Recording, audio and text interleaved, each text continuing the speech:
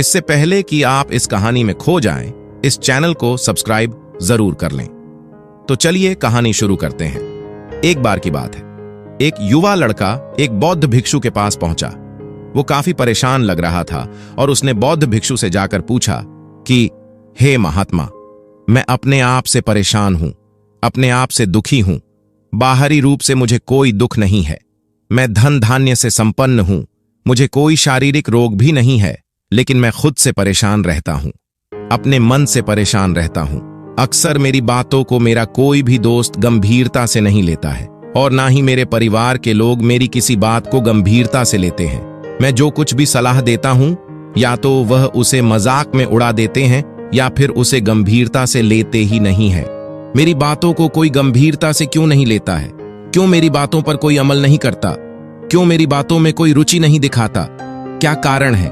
कृपया मुझे बताने का कष्ट करें और मेरे मन के इस दुख को दूर करें। यह सुनकर बौद्ध भिक्षु ने कहा कि आज सुबह मैं ध्यान करके वापस आ रहा था, तो रास्ते में कुछ कौवे कांव कांव कर रहे थे और वहीं पर जब मैं चलता हुआ कुछ दूर आया तो मुझे एक मोर की मधुर आवाज सुनाई दी। यह सुनकर अचानक मेरे मन में ख्याल आया कि कौवे कितना कांव कांव करते हैं, कितना बोलते रहते हैं, लेकिन कोई भी प्राणी कौवे की आवाज को पसंद नहीं करता। मोर हमेशा सही परिस्थिति के हिसाब से बोलता है।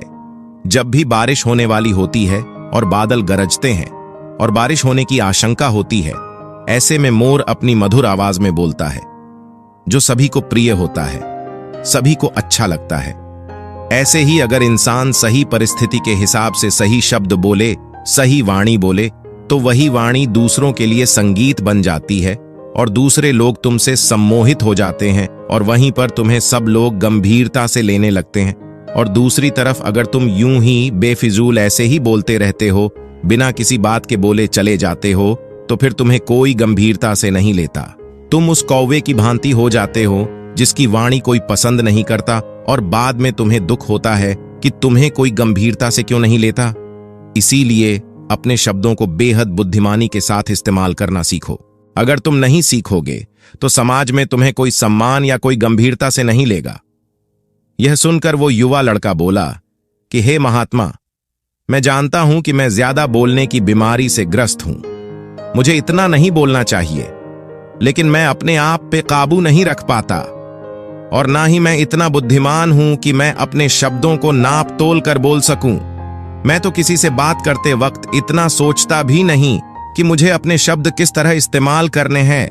कृपया करके कुछ ऐसी परिस्थितियां बता दीजिए जहां पर मुझे कम बोलना है या फिर बोलना ही नहीं है, हमेशा चुप रहना है। अगर आप मेरा ऐसे मार्गदर्शन कर सकते हैं तो मेरा जीवन आसान हो जाएगा और मुझे ज्यादा दिमाग या अपनी बुद्धि लगाने की भी जरूरत नहीं पड़ेगी।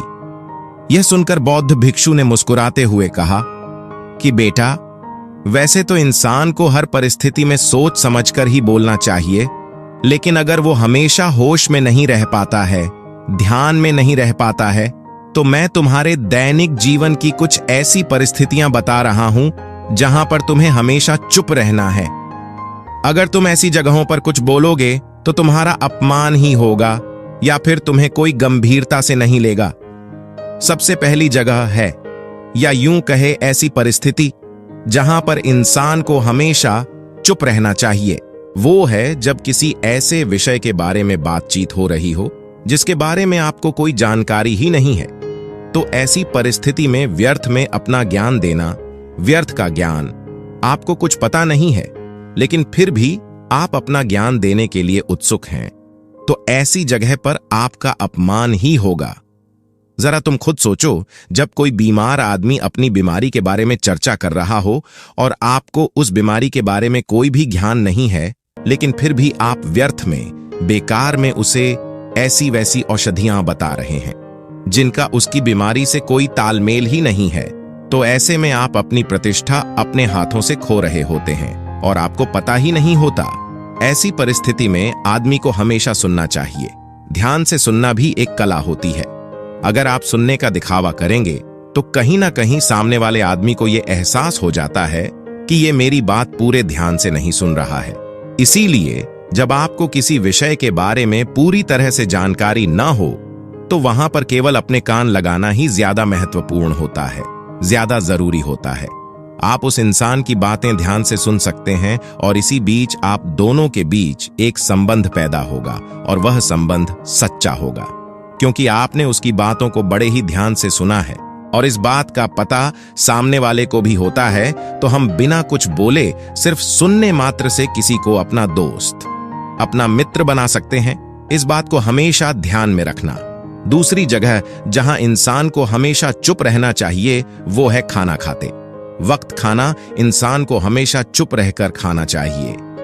महात्मा बुद्ध और उनके भिक्षु हमेशा चुप रहकर भोजन करते हैं, शांत भाव से भोजन करते हैं, परिपूर्ण होकर भोजन करते हैं, पूरी तरह से करते हैं, एक एक टुकड़े का स्वाद लेकर भोजन करते हैं। और ऐसा भोजन जब आपके शरीर में पहुंचता है तो वो आपके अंग अंग तक ऊर्जा पहुंचाता है। अक्सर हम भोजन करते वक्त कुछ ना कुछ बोलते रहते हैं, कुछ ना कुछ सुनते रहते हैं, लेकिन मौन रहकर पूरा स्वाद लेकर उस भोजन को कभी नहीं करते। हम उस भोजन को करते वक्त आधे अधूरे ही रहते हैं और इसीलिए हमारा शरीर रोगों से ग्रस्त हो जाता है।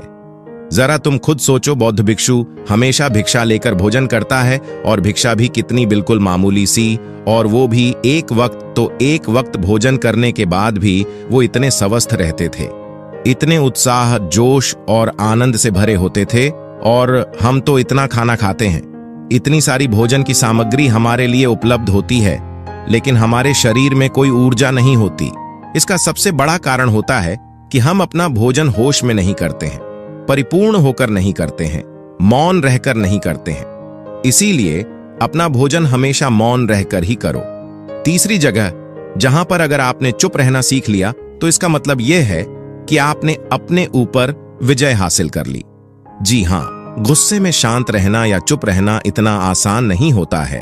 अक्सर हम गुस्से से भरकर कुछ ऐसे शब्द या अपशब्द बोल जाते हैं जिसका पछतावा हमें हमेशा रहता है, लेकिन जुबान से निकला हुआ शब्द वापस नहीं हो सकता। उस शब्द को मिटाया भी नहीं जा सकता। अब वो जिंदगी भर हमारे दामन से जुड़ चुका है और वो गुस्से में बोला गया। अब शब्द हमारे मन को समय समय पर बेचैन करता रहता है, दुखी करता रहता है। लेकिन गुस्से के वक्त चुप रहना सीखना भी एक बहुत बड़ी कला होती है। गुस्से में आदमी का अपने ऊपर काबू कहां रहता है, अपनी इंद्रियों को वश में कहां रख पाता है। इसीलिए इस कला को आप तभी सीख सकते हैं जब आप गुस्सा भी होश में रहकर कर पाए। जब भी आपको गुस्सा आए, आपके दिमाग में सिर्फ एक ही बात आए कि मुझे चुप रहना है, मुझे किसी से कुछ गाली गलौच नहीं करना, किसी को कोई अपशब्द नहीं बोलना। और जब ये विचार गुस्से के साथ जुड़ जाता है और धीरे धीरे ये आदत बन जाती है, तो आप अपने गुस्से को भी काबू में करना सीख जाते हैं। जब भी कभी गुस्सा आए तो किसी को कुछ बोलने की बजाय कुछ शारीरिक व्यायाम करना शुरू कर दो। उछलना, भागना, दौड़ना, जिम करना, कुछ भी आप ऐसा व्यायाम कर सकते हो जिसमें आपका शरीर थक जाए। आप पाएंगे कि जब आपका शरीर थक जाता है तो आपका मन भी शांत हो जाता है। आपने उस गुस्से की ऊर्जा को एक सकारात्मक रूप दे दिया। और यही बुद्धिमान व्यक्ति की पहचान होती है, जो दूसरों के तानों से भी अपना घर बना लेता है, अपनी कामयाबी के रास्ते निकाल लेता है। वही सच में बुद्धिमान आदमी है जो जहर को भी दवा बनाकर इस्तेमाल करना सीख जाए। वही असली बुद्धिमान होता है। चौथी जगह जहां आप चुप रहेंगे तो आपके लिए वही सबसे ज्यादा बेहतर होगा, वही आपको सम्मान दिलाएगा। चौथी जगह है जब चार लोग आपस में बैठकर बातें कर रहे हो। कोई बैठक कर रहे हो तो वहां पर जब चार लोग बात कर रहे होते हैं तो चारों लोग एक साथ तो बात कर नहीं सकते। एक बार में एक व्यक्ति बोलेगा और तीन सुनेंगे, तभी वो बैठक कामयाब हो पाएगी, तभी वो चर्चा सही रूप में आगे बढ़ पाएगी। लेकिन अगर कोई आदमी ऐसा बैठा हुआ है जो बीच में ही दूसरे की बात काटकर अपनी बात को ऊपर रखना चाहता है, तो ऐसे में वो चर्चा या वो बैठक आपको कहीं नहीं पहुंचाएगी और चारों लोगों के बीच आप सबसे मूर्ख कहलाओगे। अगर आपको अपनी बात कहनी है तो सामने वाले को अपनी बात पूरा करने दो, उसके बाद अपने विचार रखो। यही एक अच्छे आदमी की पहचान होती है। और आखिरी जगह, अगर हमारे माता पिता हमें कुछ कह देते हैं, हमारे बड़े बुजुर्ग हमें किसी बात पर डांट देते हैं या हमें थप्पड़ भी मार देते हैं, तो ऐसी जगहों पे आपका चुप रहना ही उनके प्रति सम्मान दिखाएगा, उनके प्रति आदर का भाव व्यक्त होगा। अगर आप उनके सामने उनका विरोध कर देते हैं, उनका प्रतिरोध कर देते हैं, तो वो गुस्सा तो थोड़ी देर बाद शांत हो जाएगा, लेकिन वो कही गई बात, वो विरोध किया हुआ शब्द या फिर कुछ भी उल्टा सीधा हमेशा आपके मन को सताएगा और आपके माता पिता को हमेशा यही लगेगा कि आज ये हमारी इज्जत नहीं करता, आज ही हमारी बात नहीं मानता क्योंकि ये कमाने लग गया है, ये बड़ा आदमी बन गया है। ऐसी ऐसी बातें उठेंगी, ऐसे ऐसे तंज कसे जाएंगे। इसीलिए ऐसी जगह पे आप मौन रहिए, चुप रहिए, कुछ मत बोलिए, अपने गुस्से को अपने अंदर ही पी लीजिए, कुछ व्यायाम कर लीजिए, भाग लीजिए, दौड़ लीजिए, आपका मन अपने आप शांत हो जाएगा। आखिर में बौद्ध भिक्षु ने अपनी बात को खत्म करते हुए कहा कि कम शब्दों में अपनी भावनाओं को उतारना सीखो। शब्द हथियार की तरह होते हैं, बोलो तो होश में बोलो, ध्यान में बोलो। जीवन शैली ऐसी बना लो कि आप जब भी बोलो पूरे होश में रहकर बोलो, पूरे आनंद के साथ बोलो, पूरे प्रेम के साथ बोलो। ऐसी वाणी बोलो जो दूसरे के दिल को ठंडक पहुंचाती हो, दूसरे के मन को भी शांत कर देती हो, और वो तभी संभव है जब आप प्रतिपल होश में रहकर बोले। इसके बाद वो युवा लड़का बौद्ध भिक्षु के सामने नतमस्तक हो गया और उनको प्रणाम करते हुए अपने घर वापस लौट गया। उम्मीद है आपको कहानी पसंद आई होगी। ऐसी और कहानियों के लिए हमारे चैनल को सब्सक्राइब जरूर कर लें। चलिए मिलते हैं फिर अगली कहानी में, तब तक अपना ख्याल रखें। वीडियो देखने के लिए आपका धन्यवाद।